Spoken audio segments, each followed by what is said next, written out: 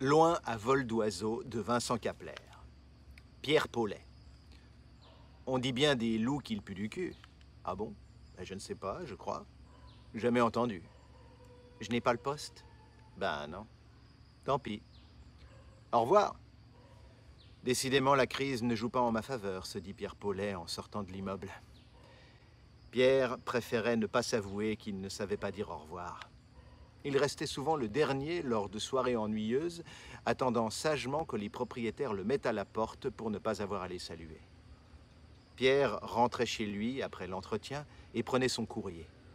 Comme chaque jeudi depuis des mois, il y avait une lettre de sa mère.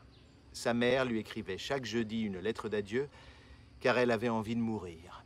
Les remords et la sénilité commençaient gentiment à s'emparer d'elle et elle voulait se décharger. Mon Pierre, si tu avais été une fille, j'aurais pu dire ma Pierre et cela aurait été plus amusant. Je suis à l'automne de ma vie et certaines choses doivent être dites. Tu dois regarder des deux côtés de la route avant de traverser parce qu'on ne sait jamais. Pierre, regarde-moi des deux côtés. Je me compare à une route parce qu'on ne sait jamais. Tu as toujours eu une manière bien à toi d'appréhender le monde et je ne t'ai pas toujours compris. Depuis toujours, Pierre, tu n'aimais pas avoir à te séparer des gens. Lorsque le vocabulaire ne faisait pas encore partie de ta personne, tu hurlais et t'accrochais comme tu pouvais aux personnes qui quittaient le domicile. De moins en moins de visiteurs venaient me saluer. Ils étaient amusés la première fois que cela arrivait, mais ensuite ton agressivité les gênait et ils ne revenaient généralement plus. Tes grands-parents étaient plus patients et attendaient que tu t'endormes pour partir, mais tu semblais muni d'un sixième sens pour les départs. Tu pouvais dormir comme un bienheureux, tes grands-parents venaient te voir une dernière fois dans ton berceau, il suffisait que l'un d'eux se baisse vers toi pour mieux t'observer, pour que tu t'agrippes à la chemise à l'aide de tes petites mains comme une poupée maléfique. On attendit patiemment que tu grandisses dans la famille pour revenir te voir. Le pédiatre disait que tu souffrais d'attachement spontané et que cela était dû à la fuite de ton père durant la grossesse.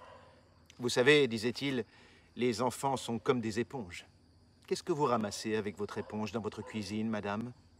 La saleté, je répondais. Vous voyez, la preuve par 4. La saleté. Votre fils éponge votre saleté, vous comprenez? Qu'est-ce que vous voulez que je ramasse d'autre avec mon éponge? Mes diamants?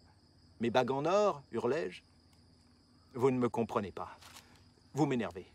Prenez votre enfant difficile sous le bras et allez-vous-en. Je t'avais mis au monde sans grande douleur et m'étais toujours méfié de toi. Je m'étais dit que tu allais me faire souffrir d'une autre manière. Et mes craintes étaient avérées. Tu faisais le vide autour de moi comme un homme déjà trop possessif. Il fallait que je t'ignore pour pouvoir refaire ma vie. Mes principes m'empêchaient de t'abandonner réellement, mais tu allais devoir vivre à mes côtés comme un homme déjà trop lâche pour partir. Quelque part, je pense t'avoir tricoté une carapace. Je ne t'avais jamais expliqué le concept, Pierre, mais tu considérais chacun de mes nouveaux amants comme étant ton père. Tu sortais en courant de ta chambre et sautais dans les bras du nouveau venu en l'appelant papa. Après t'avoir giflé, généralement, je m'excusais auprès d'eux en leur expliquant que tu avais la vue basse et que tu n'y voyais rien sans tes lunettes. Ça n'a pas été facile de trouver un homme qui voulait bien rester avec moi. À cette époque, tu devais souffrir en silence des multiples abandons de tes pères, sans un mot pour toi. Tu as compris petit à petit que pour devenir un homme, il ne fallait pas saluer les gens en partant. Par la force des choses, tu as commencé avec moi.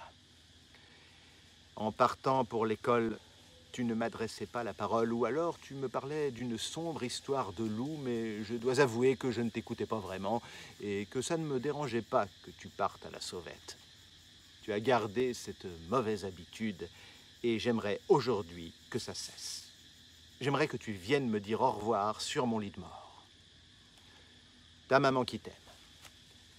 PS. Je serai sûrement morte d'ici là, mais n'oublie pas l'anniversaire de Titi la semaine prochaine. Pierre posa la lettre sur les autres à la cuisine et se rendit ensuite au bistrot du coin.